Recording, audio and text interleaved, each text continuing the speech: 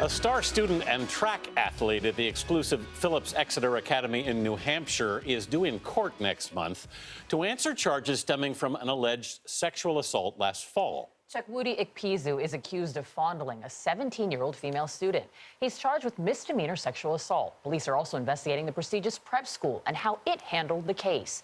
CBS News legal analyst Rikki Klieman has both prosecuted and defended sexual assault cases and joins us now with more. Good morning. Good morning. This case is more and more bizarre as you learn more about what happened. But let's start off in the church basement. What happened? In the church basement last October, a young girl, 17 years old, alleges that this young man put his hands upon her breasts and on her bottom against her will while she repeatedly said no. Why I say the case is beyond preposterous is it's not her allegation, but what happened afterwards is here you have someone who's 17 who is, if her statement is true, clearly a victim of sexual assault. The remedy is this. The Reverend. The school chaplain, basically, yes. The Reverend Thompson at the school.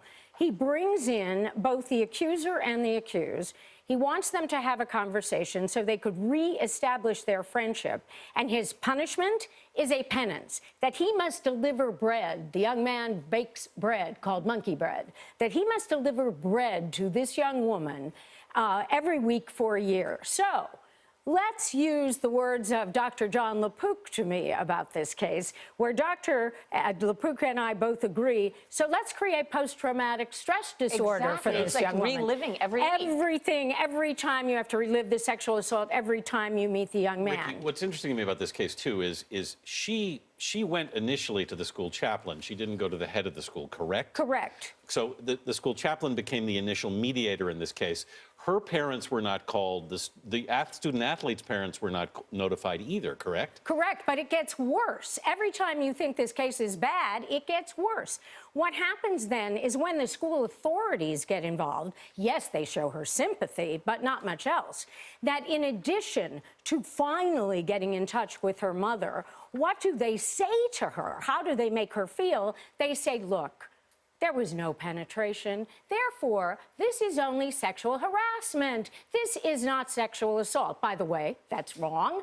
And so they say the police cannot be involved if it's only sexual harassment. All right, I've got to read the statement from the school at this moment. Actually, you've got that. Why don't you do it? Of course, a lot of people are criticizing the prep school for not immediately contacting police. In response, they've said this incident and the manner in which it was handled, which left one of our students feeling that she was not well served, are both of grave concern to the leadership of the school. We do have extensive protocols in place for dealing with accusations of sexual misconduct, but questions have been raised about whether they were followed appropriately. Do you think they were followed appropriately? No.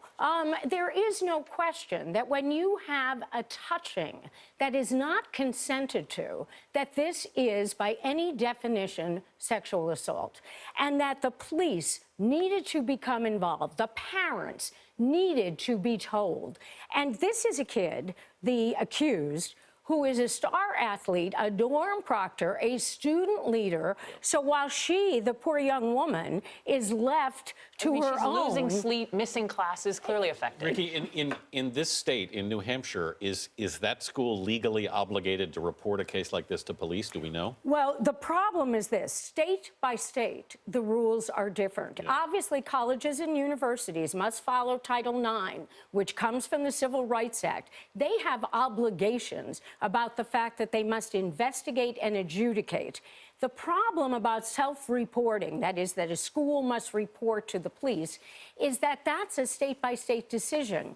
In here, they say their only obligation is to report to the police if it's a sexual assault. She wanted to go to the police and say, did what happened to me equal a sexual assault? She was discouraged from doing so. Finally, she went on her own. All right, Rikki Klieman, thank you so much.